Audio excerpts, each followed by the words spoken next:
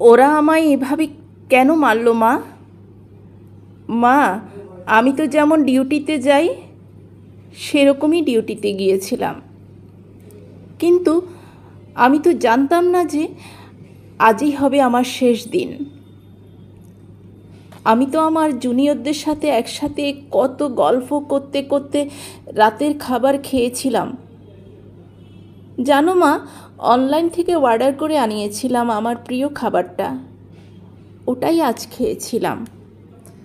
তখনও যদি একটু বুঝতে পারতাম এটাই শেষ খাওয়া, এটাই শেষ গল্প। ডিউটির বাঁধনে আমি যখন ক্লান্ত হয়ে গেলাম মা, আমার চোখ দুটো ঘুমে বন্ধ হয়ে যাচ্ছিল।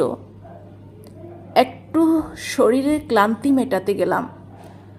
তখনও যদি বুঝতাম মা সারা জীবনের মতো বিশ্রামে চলে যাব। তখন ভোর রাত, আমি ওয়ার্ডে একা। তখন ভোরের শীতল বাতাসে আমার একটু ঠান্ডা লাগতে আমি লাল চাদরটা ঢাকা দিয়ে একটু চোখ বন্ধ করেছিলাম শুধু। সেই সময়ের অপেক্ষায় থাকা ওরা আমার সাথে, ছি মা, আমার খুব কষ্ট হচ্ছিল জানো তো। অনেকবার আমি বারণ করেছিলাম, চিৎকার করেছিলাম, বাঁচাও বাঁচাও, কে আছো, আমাকে বাঁচাও। কিন্তু কেউ আমার চিৎকার, আমার আর্তনাদ শুনতে পায়নি জানো তো মা। আর ওরা আরও পশুর থেকেও বিচ্ছিরি শব্দ করতে লাগলো, খেলতে লাগলো আমাকে নিয়ে ওরা। আমি ওদের হাতে পায়ে পড়লাম জানো তো।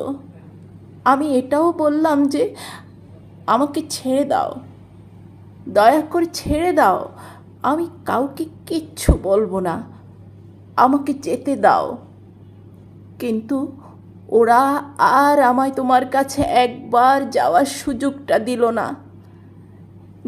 তোমার কোলে শেষবারের মতো মাথা রাখতে, দিল না তোমার শেষবার হাসি ভরা মুখটা দেখার সুযোগ, দিল না বাবার স্বপ্নে তার রাজকন্যার বড় ডাক্তার হওয়ার কাহিনীকে সত্যি করতে।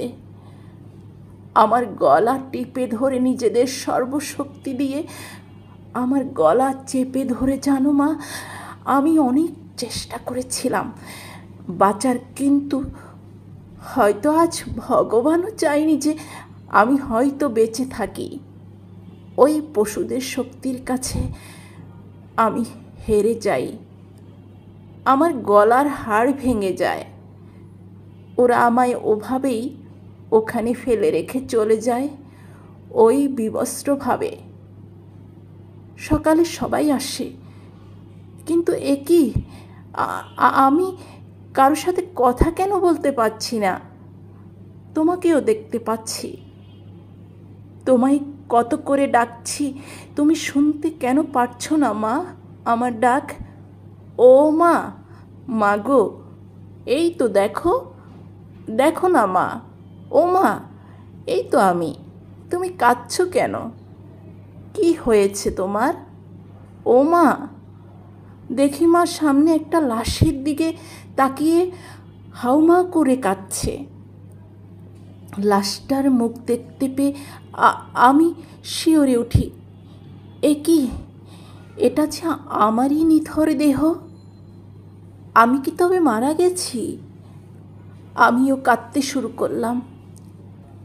সবাই আমার এই মৃত্যুতে শোকাহত। সারা দুনিয়া আমার মৃত্যুর ঘটনা আপাতত জেনে গেছে, সবাই বিদ্রোহ করছে, কিন্তু আমি আমার নিথর দেহের দিকে তাকিয়ে রইলাম। আমার শেষটা তো আরো ভালো হতে পারতো বলো মা। দেখো না মা, ওরা আমার মুখের দেহের কি বিচ্ছিরি অবস্থা করেছে দেখো মা। আমার চিৎকার করতে ইচ্ছে করছে, কিন্তু আমার আওয়াজ এখনো কেউ শুনতে পারছে না।